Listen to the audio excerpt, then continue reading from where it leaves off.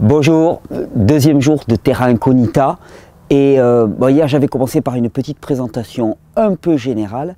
Là, durant les 2 prochains jours, aujourd'hui et demain, je vais vous donner une clé, mais vraiment une clé essentielle pour comprendre ce qui se passe dans votre corps chaque fois que vous devez vous adapter. Vous allez voir que cette clé, elle va être extraordinaire.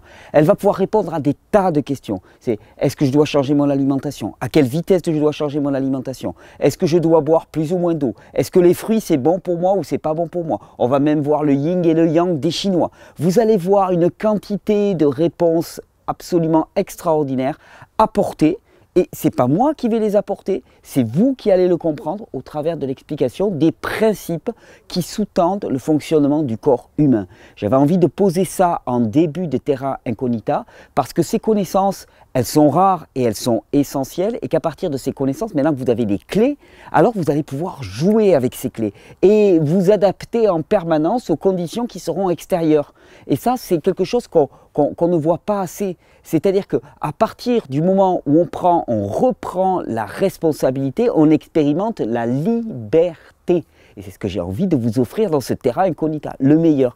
Et la liberté, pour moi, c'est juste une des plus grandes vertus que l'on puisse avoir. La liberté de se déterminer en connaissant les lois. Non pas une espèce de liberté complètement immature, hein, du style « je fais ce que je veux ». Ah bah non, tu vois, tu fais ce que tu veux, tu te prends un mur, donc ça ne marche pas. Non, non, la liberté que l'on expérimente en connaissant les contraintes. Et la liberté, c'est d'accepter et de fonctionner avec ces contraintes, en les connaissant, en les reconnaissant. Ben là, c'est exactement ce qu'on va faire. Hier, on avait parlé globalement de l'adaptation, de la pédale d'accélérateur et de la pédale de frein. Il faut bien comprendre que le principe essentiel là derrière tout ça, c'est que le corps humain doit garder des constantes stables. Hein, c'est ce qu'on appelle l'homéostasie. En même temps, votre environnement varie sans cesse. Ce que vous mangez, ça varie tous les jours. Il y a des moments où tu manges, des moments où tu ne manges pas. Il y a la température extérieure, l'humidité, hein, les interrelations avec les autres. Ça change en permanence. Donc, eh bien, entre finalement un état d'homéostasie, c'est-à-dire stabilité à l'intérieur, et variation externe, il y a un facteur qui permet les allers-retours, c'est ce qu'on appelle l'adaptation. L'adaptation permet de maintenir la stabilité des facteurs internes, alors tant bien même qu'il y a une variation des facteurs externes. Alors, on s'est rendu compte que cette adaptation, qui est vraiment un principe vraiment essentiel, sur le plan, on va dire, comportemental des individus, eh bien, il se traduit par 3 types d'actions, globalement, de façon intrinsèque. Il y a le premier, c'est la lutte. Le deuxième, c'est la fuite. Et le troisième, c'est paralysie, camouflage. On trouve ça chez tous les individus, paralysie, camouflage, immobilité. On trouve ça chez tous les individus, on trouve ça dans toutes les espèces vivantes. Il y a ces 3 stratégies pour s'adapter. Lutte, c'est-à-dire tu as des ressources et tu vas venir lutter contre l'événement qui demande une adaptation. Fuite, tu essayes de le fuir et de s'en soustraire. Et immobilisme, camouflage, adaptation. Alors là, c'est quand ce sont des stress externes contre lesquels on peut se camoufler, immobilité, mais c'est une stratégie aussi, c'est une stratégie d'adaptation qui est très très intéressante. Et donc, cette adaptation qui est tout à fait normale, qui est quelque chose de physiologique, adapté, vivre, c'est s'adapter en permanence aux variations de l'extérieur. Eh bien, cette adaptation, elle va passer par différentes phases. Et on va essayer de les décliner toutes les 3 pour comprendre un petit peu bien, comment ça se passe dans notre corps. Alors, hop, j'efface ça.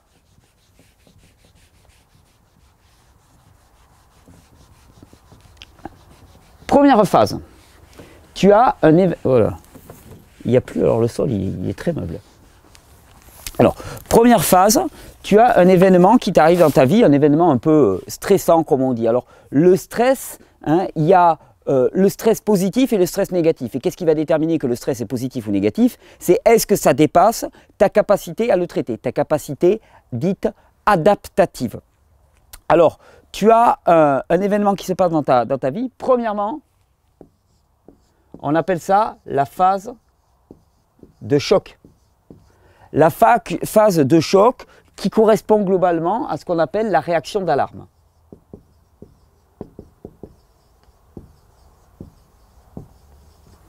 Bim, tu as un truc qui t'arrive, on te plonge dans l'eau froide. Bim, tu as un truc qui t'arrive, tu as une voiture qui surgit à ta gauche. Bim, tu as un individu qui fonce sur toi ou qui t'agresse, qui t'invective. Ben là, immédiatement, qu'est-ce qui se passe? La première réponse, c'est le fameux système sympathique, la pédale d'accélérateur du corps, uniquement, qui se met en branle et qui va amener par une cascade de réactions l'hypothalamus, qui est une partie de notre cerveau, qui va envoyer une information à la glande pituitaire, qui va envoyer une information aux glandes surrénales qui se situent au-dessus des reins et qui va leur dire produit de l'adrénaline et de la noradrénaline. Donc on marque augmentation, petite flèche vers le haut, adrénaline, et augmentation noradrénaline. L'adrénaline et la noradrénaline, qu'est-ce qu'on va avoir comme vertu? Ben, ça augmente la pression sanguine, donc ça fait arriver plus de sang à tes muscles et à ton cerveau. L'augmentation du rythme cardiaque, automatiquement aussi, ça envoie plus, parce que si la pression augmente, il faut que le rythme cardiaque aussi augmente en même temps. Augmentation de la respiration, donc tu apportes plus d'oxygène. Et augmentation de la quantité de sucre dans le sang. Ça va être une action hyperglycémiante. C'est-à-dire qu'on va prendre les réserves de l'organisme et on va faire en sorte qu'au niveau du foie, toutes les réserves soient transformées. Alors, le glycogène est transformé en sucre dans le sang et puis sinon, les graisses qui sont présentes dans le corps sont transformées en sucre de manière à avoir beaucoup de sucre. Et quelque part, on te prépare pour l'action. On te prépare directement pour l'action. Tu as du sang qui arrive partout, on te prépare directement pour l'action. Tu as une amélioration de la vue, une amélioration de la mémoire, une amélioration de l'acuité visuelle, une meilleure focalisation. On se rend compte que le champ de vision se rétrécit, par contre il devient beaucoup plus focalisé. Tu es prêt pour l'action. C'est normal, tu as un événement stressant qui arrive, eh bien il faut agir. Alors, entre nous soit dit, le corps dans sa réaction ne distingue en aucun cas un événement stressant physique, du style quelqu'un qui vient pour t'agresser, et un élément stressant psychologique, le harcèlement, la violence verbale et ainsi de suite. Pour le corps, c'est une seule réaction, réaction d'alarme, réaction de choc. Alors cette réaction, il faut bien comprendre qu'elle est parfaitement adaptée pour permettre une mobilisation de toutes les réserves de l'individu, pour permettre à la fameuse lutte, fuite ou paralysie. Lutte, fuite ou paralysie, il faut de l'énergie musculaire, il faut des sucres, il faut de l'oxygène, comme ça tes cellules et tout ton corps y carburent à 100%, il faut une meilleure focalisation, une meilleure mémoire, une meilleure concentration, c'est une réponse parfaite. Par contre, comme toute réponse, elle ne peut pas avoir lieu tout le temps, parce que tes glandes surrénales, elles ont une capacité à produire de l'adrénaline qui est limitée. C'est une denrée à renouvellement permanent. Le repos, on va en parler de tout ça, permet de renouveler les stocks. Mais si tu tires sans cesse, ça ne pourra pas marcher. Donc ça, c'était la première remarque.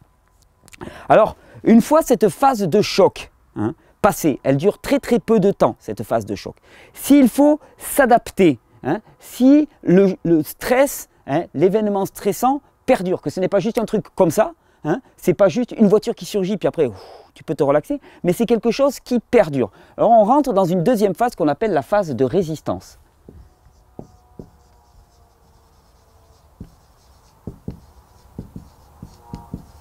Alors phase de résistance, alors phase de choc, réaction d'alarme, phase de résistance. Phase de résistance très intéressante parce que là le système nerveux, lui, il ne peut pas produire de l'adrénaline comme ça en très grande quantité pendant trop longtemps et il demande du soutien au système hormonal. Et donc, par une cascade de réactions aussi, le corps est informé qu'il faut commencer à produire des hormones, et en particulier des hormones au niveau des glandes surrénales. Et il y a une hormone en particulier qui est caractéristique de cet état, c'est le cortisol.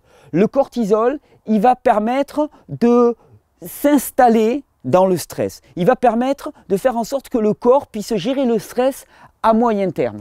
Donc c'est une hormone, le cortisol, d'ailleurs dont vous avez déjà entendu le nom, puisque du cortisol, le corps produit à partir du cortisol un produit qu'on appelle la cortisone et qui est utilisé en veux-tu, en voilà dans le milieu médical actuellement. La cortisone s'est produit naturellement dans le corps. Alors ce cortisol, il a pas mal de propriétés. Il va permettre de mieux gérer une situation de stress qui perdure. Alors, toujours pareil, production d'adrénaline, elle continue quand même, hein, il y a une production d'adrénaline assez importante, mais en plus, dans la phase de résistance, on va avoir du cortisol. Le cortisol, il a plusieurs propriétés. La première, inhibition de la digestion. La digestion se coupe. Deuxièmement, chute forte de l'immunité et de la réaction inflammatoire. Hein, il n'y a plus d'inflammation et l'immunité se casse la figure. Ensuite, hyperglycémie. C'est-à-dire qu'on va venir mobiliser les réserves du corps pour encore apporter du sucre au niveau des cellules. Tu vas me dire, attends, mais le cortisol, c'est quoi cette histoire?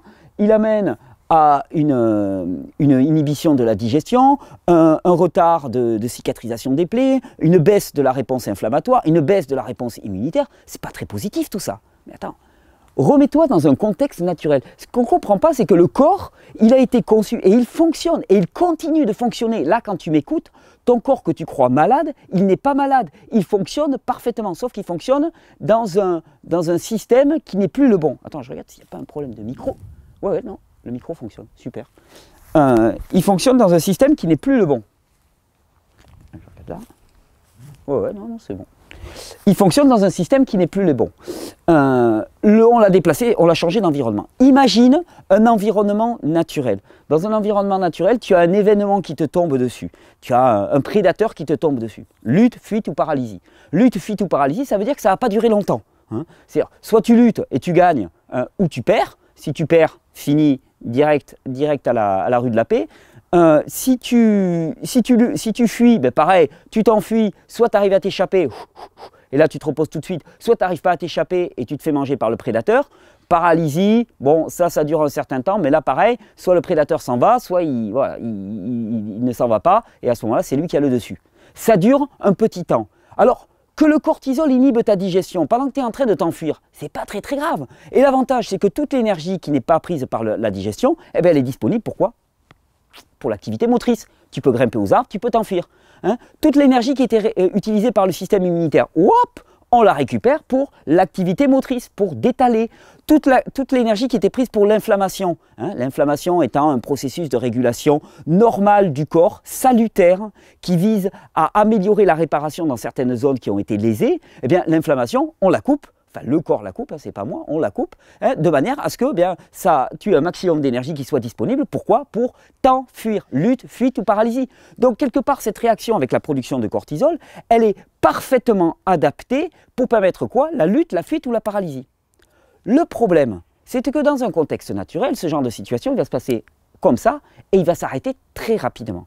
Imaginons, par exemple, tu es confronté, tu as un gros tigre qui te tombe dessus, un mammouth qui te tombe dessus. Allez, on va te délirer, un mammouth qui te tombe dessus. Hein, bon, ben le mammouth, soit c'est le mammouth qui mange de l'homme, soit c'est l'homme qui mange du mammouth. Puis c'est réglé, c'est terminé. Imaginons, on te transpose des milliers d'années plus tard. Et le mammouth, il a un costard-cravate. Hein, et c'est ton patron que tu croises tous les matins, toutes les heures. Et qui t'envoie des pics, et des pics, et des pics. Et en plus, il a du pouvoir sur toi. C'est-à-dire que tu ne peux pas partir. Hein, ça, c'est la situation la pire. Si à la limite, alors je ne fais pas du tout l'apologie de ça, c'est complètement contre ma foi, mais si à la limite, ton patron, tu pouvais le choper et tu lui envoyais un bon droit, ou que tu pouvais partir, à la limite, le stress, il arriverait à diminuer sérieusement. Mais là, tu ne peux pas partir. Pourquoi? Parce que tu as besoin de ce job, tu as besoin de travailler, tu as besoin de gagner ta croûte, et il le sait, et il te harcèle.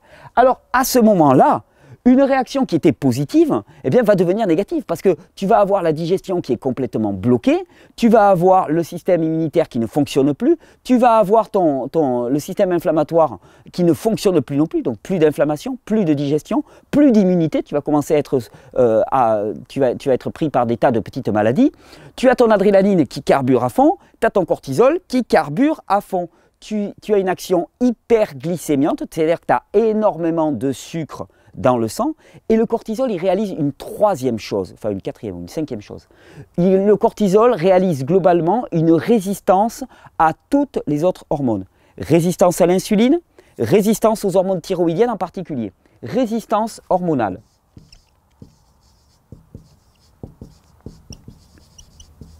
Résistance hormonale qui est caractéristique du cortisol. C'est-à-dire que ta thyroïde aura beau produire des hormones thyroïdiennes. C'est la T4 qui est produite par ta thyroïde ne sera pas transformée de manière adéquate en T3 qui est la partie active. Ta thyroïde elle va fonctionner de manière adéquate. On fera un petit topo un peu plus tard sur la thyroïde, on ne va pas faire une vidéo trop longue, hein, mais ça ne pourra pas jouer.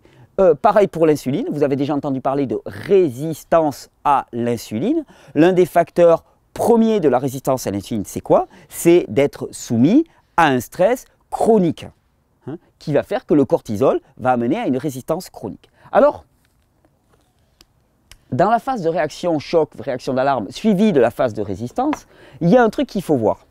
Hein. Tu es jeune, tu es beau, tu as les dents longues, tu es dans un milieu de requins, mais c'est pas grave. C'est pas grave, parce que tu la veux ta BM 720, tu veux ton grand pavillon avec la piscine, avec le jacuzzi, tout ce que tu veux. Tu sais que tu es dans un monde de requins, mais toi, tu as des surrénales qui cravachent. Donc tu vas tenir le coup, tu vas batailler. Et un jour, c'est toi qui mangeras sur la tête de ton patron. Enfin, c'est ce que tu te dis. Hein. Donc au début, tout va bien. Enfin, entre nous, tout va bien. Les hauts niveaux d'adrénaline et les hauts niveaux de cortisol ont des sacrées conséquences. Hein. Tu digères mal, hein. Tu te rends compte que tu es soumis à des tas de petites maladies passagères. Hein. Ça va, ça vient, mais bon, c'est pas très grave. Par contre, tu as remarqué, plus de réaction d'inflammation, il n'y a plus aucun problème de ce côté-là, aucun souci. Aucun souci. Petit problème des fois d'hyperglycémie, hein, ça oui, tu commences à avoir trop de sucre dans le sang, peut-être petit problème de diabète de type 2, hein, résistance. Au niveau thyroïdien aussi, ça commence à crachouiller un petit peu, mais bon, c'est pas très grave. Pour l'instant, tu tiens la route.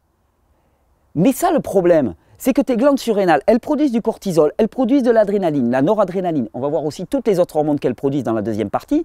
Hein, elles le produisent, mais elles ne peuvent pas en produire en permanence, sans avoir un temps de repos. Loi de l'action et du repos. Tu ne peux pas avoir une action permanente sans avoir un temps de repos. Ça, c'est une loi créationnelle propre à l'homme, propre à tout le vivant. Tu ne peux pas cravacher en permanence. Et donc, arrive une troisième étape. Troisième étape, c'est ce qu'on va appeler... Alors, attends, j'efface ça. Alors, phase d'alarme, phase de choc, phase d'alarme. Ensuite, phase de résistance. Et ensuite, tu vas avoir la troisième partie qui va être la phase d'épuisement. Je peux l'écrire ici. 3. Épuisement.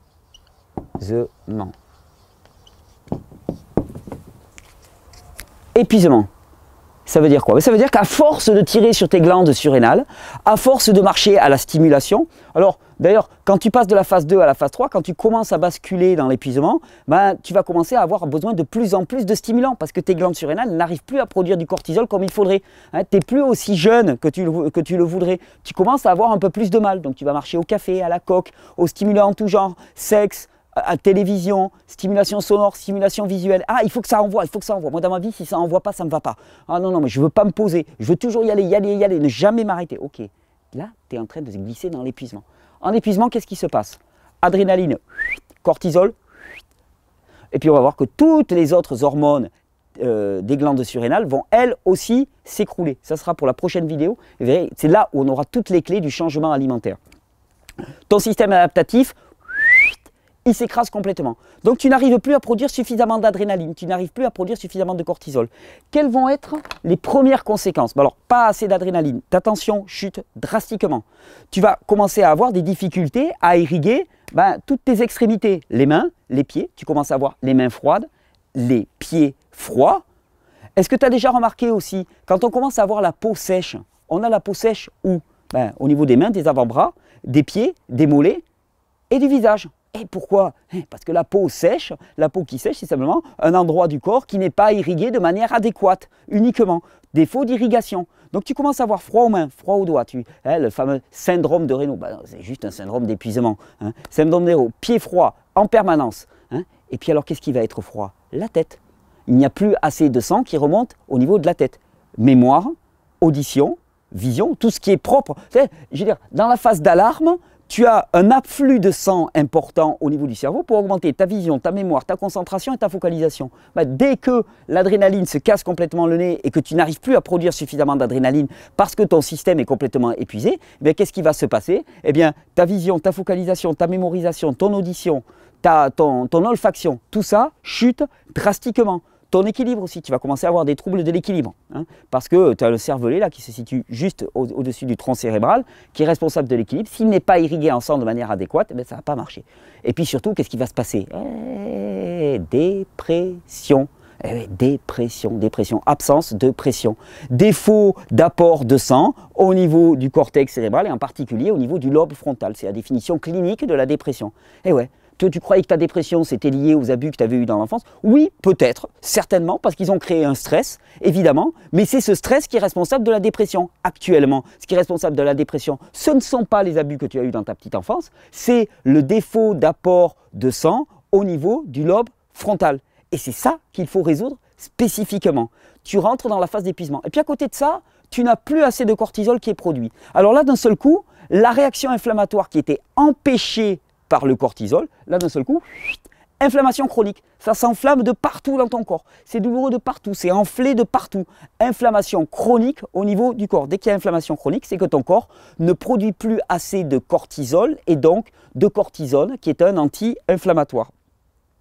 Tu as une chute aussi, comme les hormones thyroïdiennes, je te disais, trop de cortisol inhibe la transformation des hormones thyroïdiennes et leur utilisation. De la même manière, trop peu de cortisol et un épuisement général du système fait que ta thyroïde, on fera un sujet spécial sur la thyroïde dans ce terrain incognita parce que c'est particulièrement intéressant. Tu as tout ton système qui commence à s'effondrer littéralement. Et surtout, tes glandes surrénales qui sont complètement épuisées, ton système surrénalien qui est complètement épuisé. Il produisait de l'adrénaline, il produisait du cortisol, mais il produisait surtout plusieurs autres hormones. Testostérone, oestrogène, progestérone et aldostérone. Celles-là, je vous les laisse pour la prochaine vidéo. On va se retrouver demain avec ça. Là, vous avez compris les trois phases. Hein, 3 phases. Alarme, résistance, épuisement.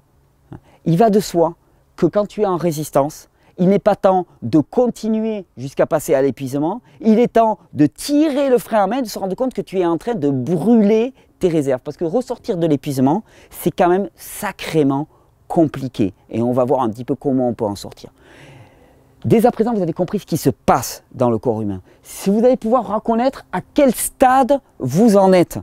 Doigts froids, extrémités froides, problème de l'humeur, épuisement.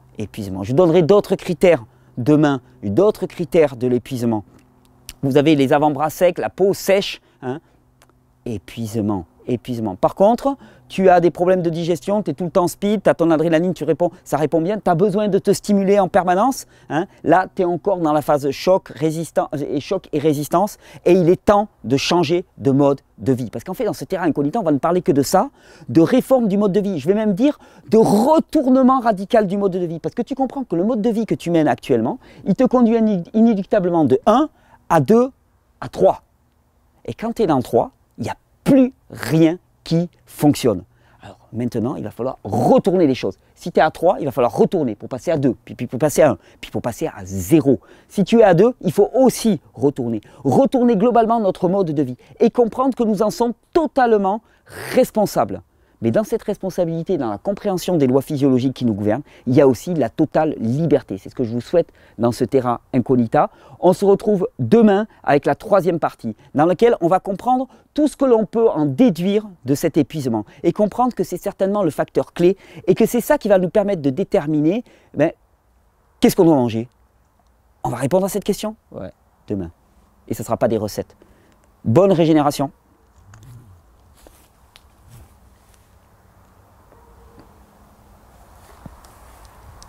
Ah ouais, alors attends, je regarde ça. Si tu veux t'abonner, c'est ici, je le répète, c'est quelque part par ici. Si tu veux regarder la vidéo que je te conseille, ça doit être une vidéo d'il n'y a pas longtemps, c'est ici. Et puis, si tu veux découvrir les mélanges de plantes, les extracteurs de jus et tout de la boutique que j'ai testé et que je recommande, c'est ici, voilà, juste là. Bonne régénération.